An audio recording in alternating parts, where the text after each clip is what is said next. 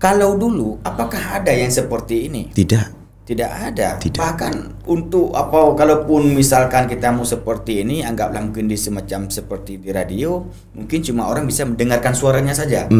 Orangnya tidak tahu siapa orangnya, bagaimana, yang tahu cuma suara, nama sama suaranya saja. Visualnya tidak tahu. Iya, kan begitu. Tetapi sekarang coba orang mengenal namanya, mengenal orangnya, live-nya itu seluruhnya bisa dilihat. Penontonnya nampak. Iya kan? Iya. Ini dia. Nah, coba bayangkan lagi. Dulu kalau kita menulis buku tentang dakwah misalkan. Ya kan? Kalau menulis buku tentang dakwah, ketika buku tersebut sudah terbit, tulisan tersebut sudah terbit, hanya segelintir orang yang bisa menikmatinya. Kenapa? Karena tidak semua orang pada masa itu anggaplah tidak mempunyai biaya untuk membeli sebuah buku. Kan gitu.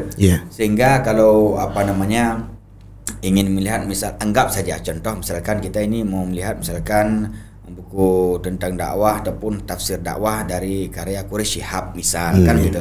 Nah, kalau dulu wahai saudara asasi surga, minta ilmu serta beramal, DAO Podcast channel tercinta. Bismillahirrahmanirrahim. Assalamualaikum warahmatullahi wabarakatuh. Alhamdulillahi rabbil alamin. Allahumma salli wa sallim ala sayyidina Muhammadin wa ala alihi wa ashabihi ajma'in. Rabbi syrah li sadri wa yassir li amri wahlul 'uqdatam min lisani yafqahu qawli. Sahabat DAO Podcast channel tercinta, alhamdulillah pada kesempatan kali ini kita telah berada di ruangan podcast yang sangat istimewa ini tentunya. Dan telah hadir bersama kita di sini sosok narasumber. Beliau bernama Tengku Furqan MA.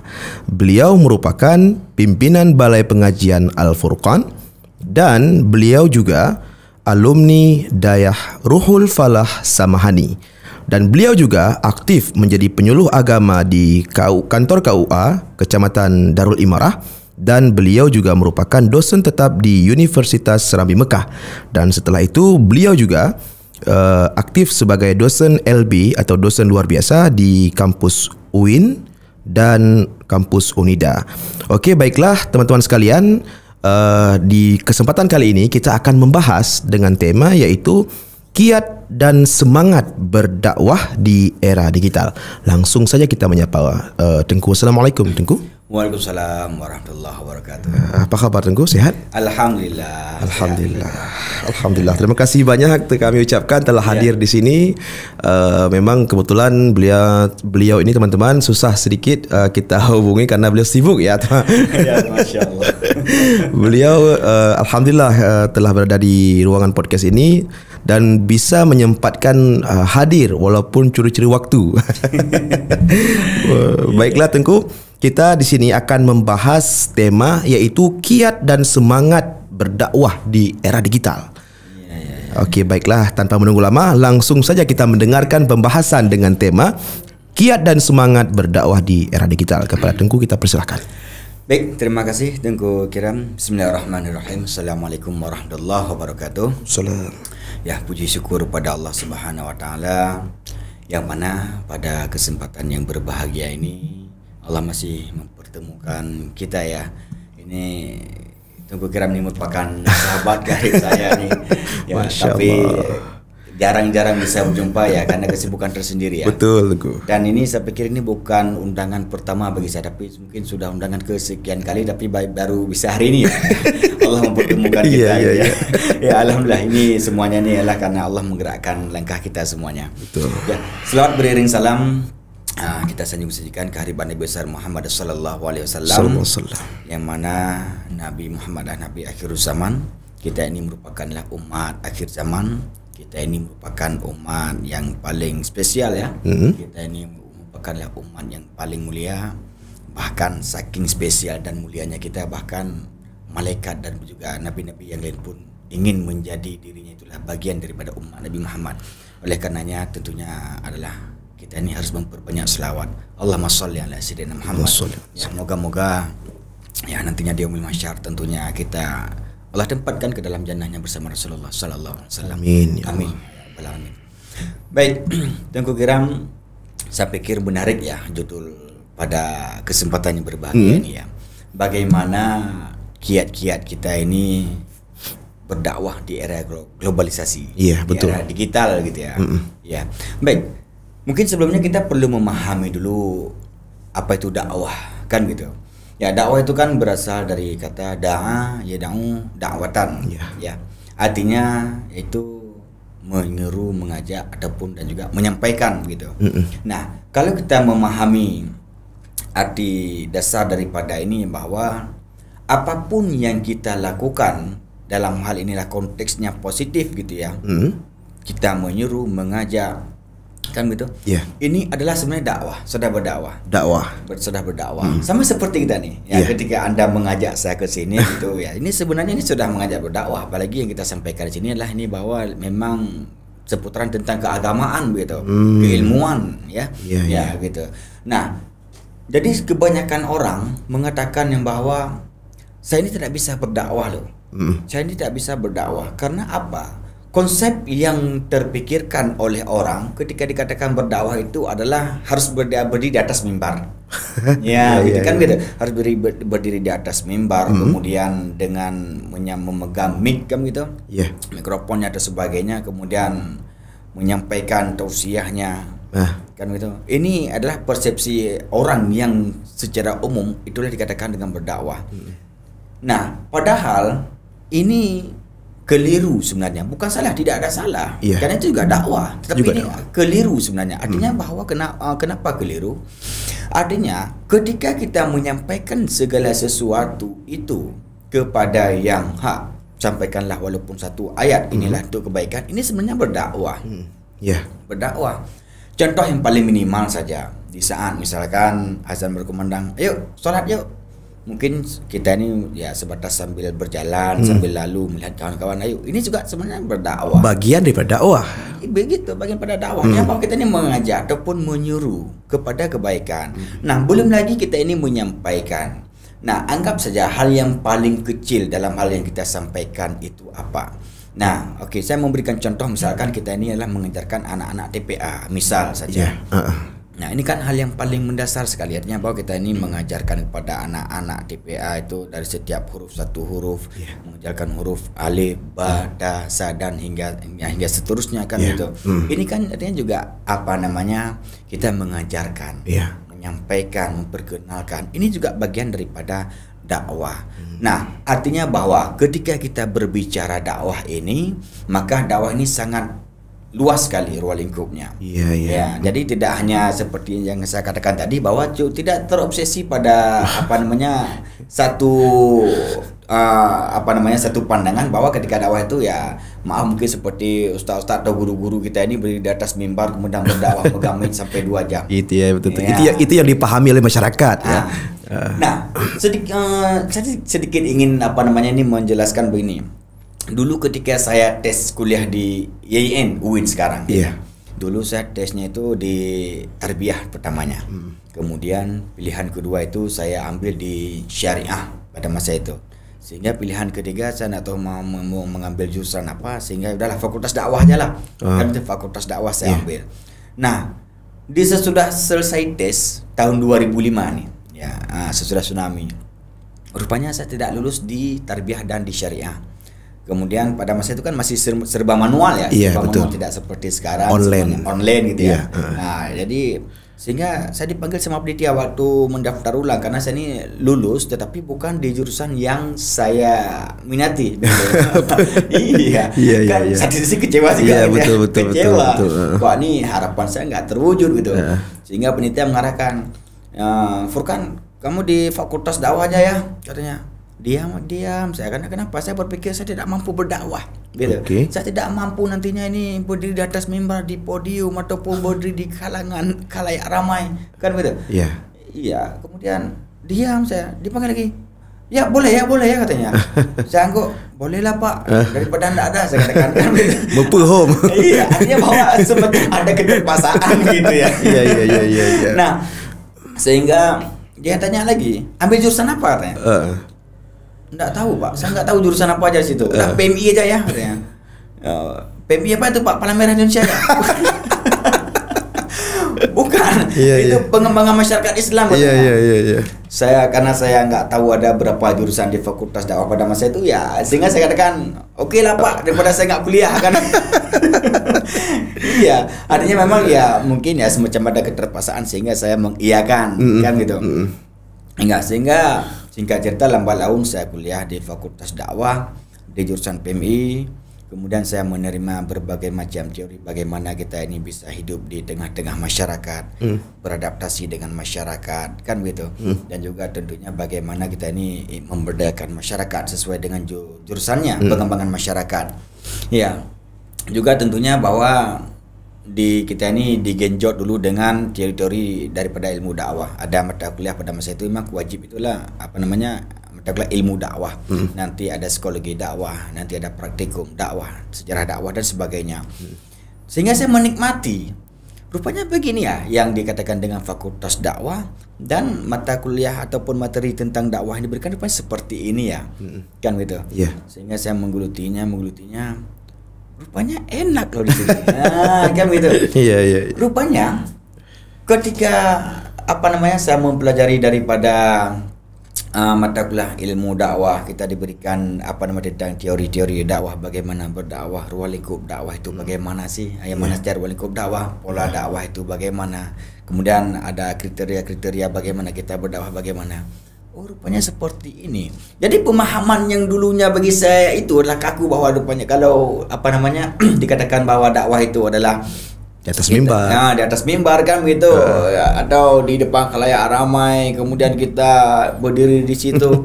Rupanya itu adalah persepsi dan pemahaman yang salah. Nah, dari mana? Dia kembali lagi tadi ketika dikatakan bahwa kata dakwah itu dakwatan, mengajak, menyeru dan menyampaikan. Nah, sekarang siapa yang kita ajak? Kemana kita ajak? Kan begitu? Iya. Ya, kemudian siapa yang kita seru itu? Nah, kemudian siapa yang kita sampaikan? Apa yang kita sampaikan? Kepada siapa kita menyampaikannya? Nah, akhirnya rupanya begini dakwah. Rupanya dakwah itu sangat luas. Bahkan belum lagi ilmu-ilmu yang serempun dengan ilmu dakwah ini. Iya.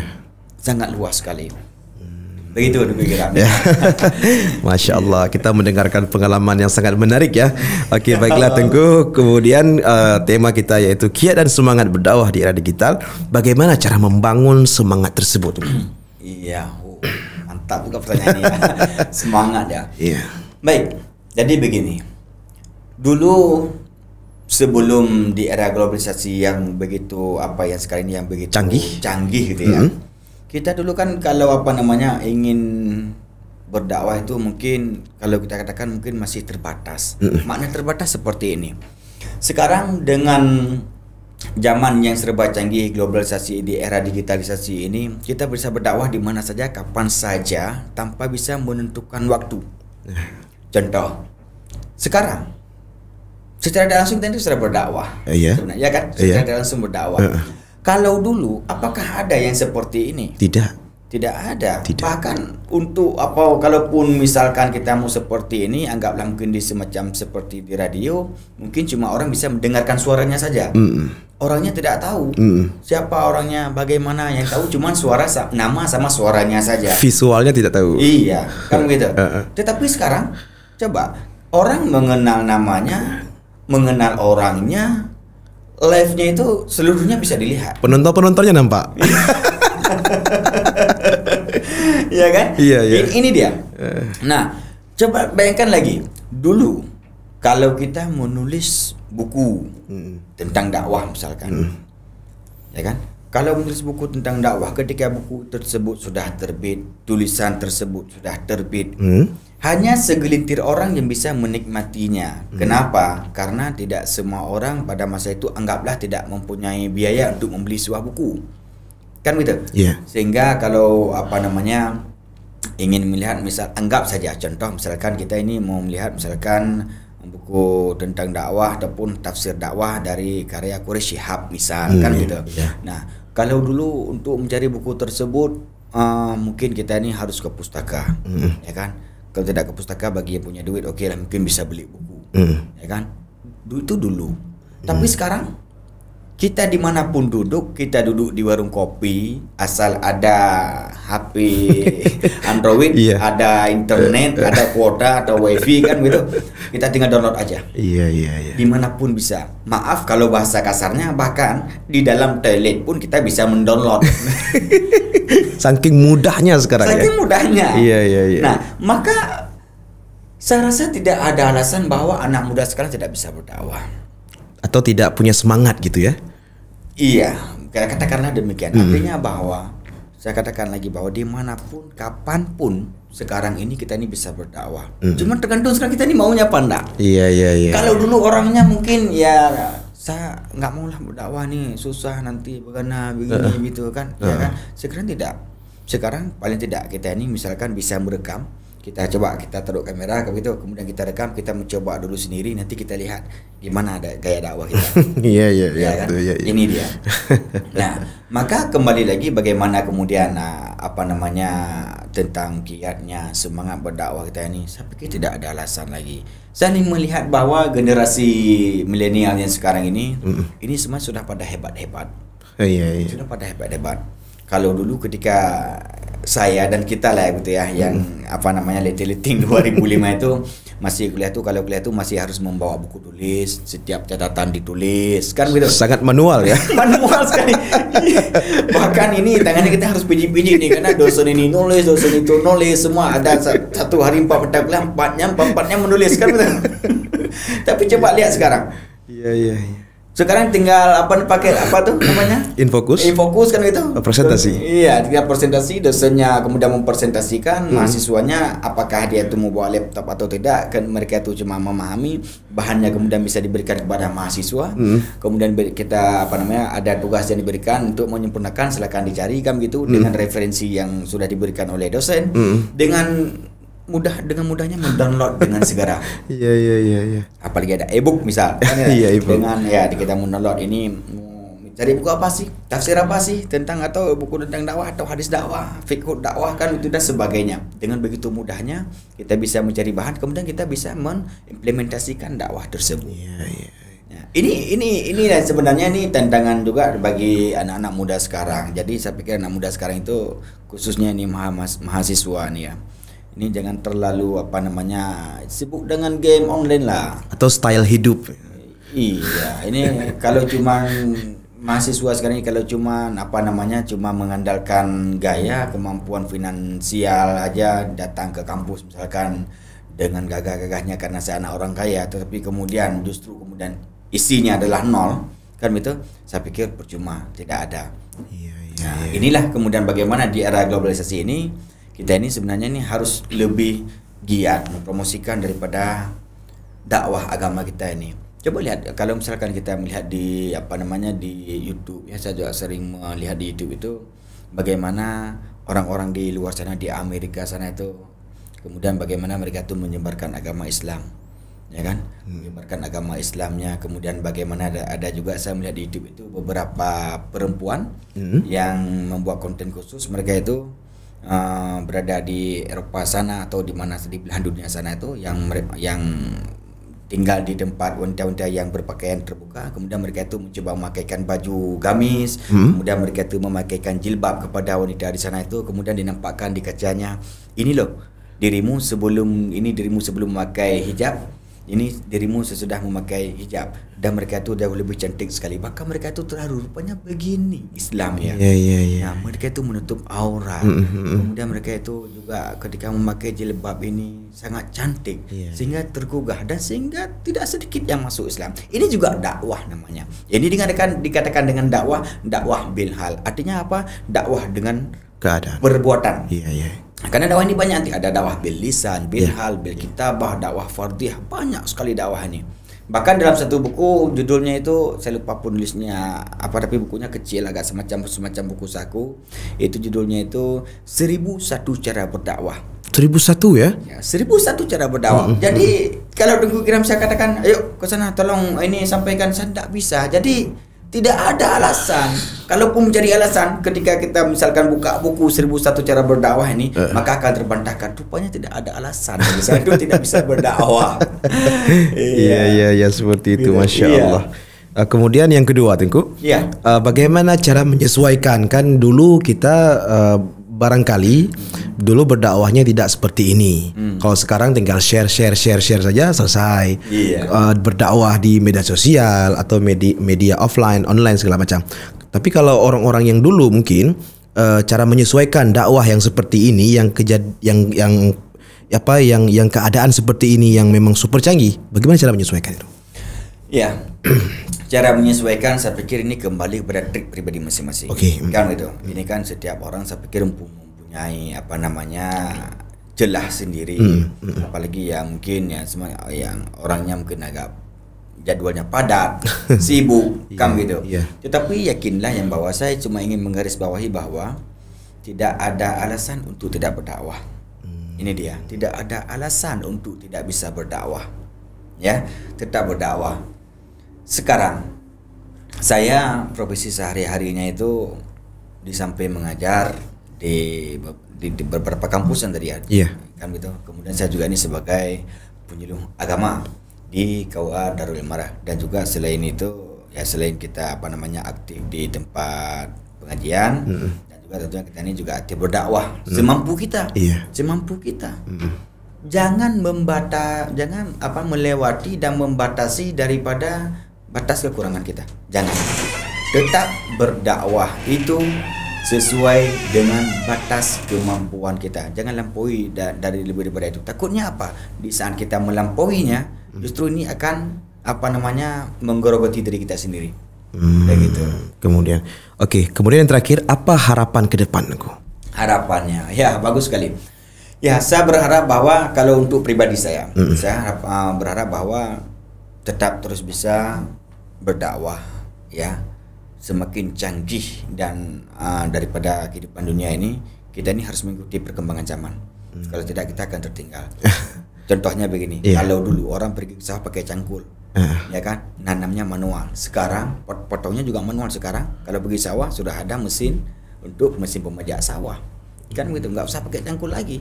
Untuk memanen padi pun juga sudah ada mesin, nggak pakai tenaga lagi. Artinya bahwa kalau kita masih mau secara manual terus, orang sudah semakin canggih hidup, kita masih manual. Kalau kita nggak ada lagi tenaga, bagaimana?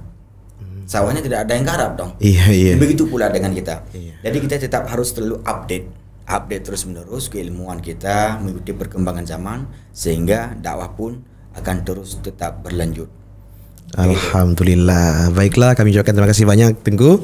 Baik, terima kasih. Telah hadir di sini. Masya Allah. Mudah-mudahan ke depan beliau punya waktu yang lebih luas lagi untuk bisa amin. Terus ke sini ya, insya Allah ya.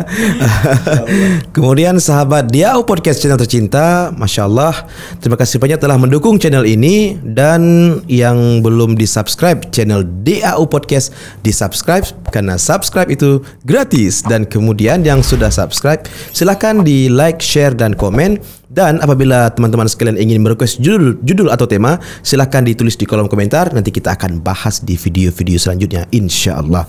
Sekali lagi kami ucapkan terima kasih banyak Tengku telah hadir di sini. Masya Allah, mudah-mudahan Tengku sehat selalu. Amin. Dan mudah-mudahan diberikan kelancaran rezeki, kemudian diberikan kebahagiaan kehidupan dunia dan akhirat, insya-Allah.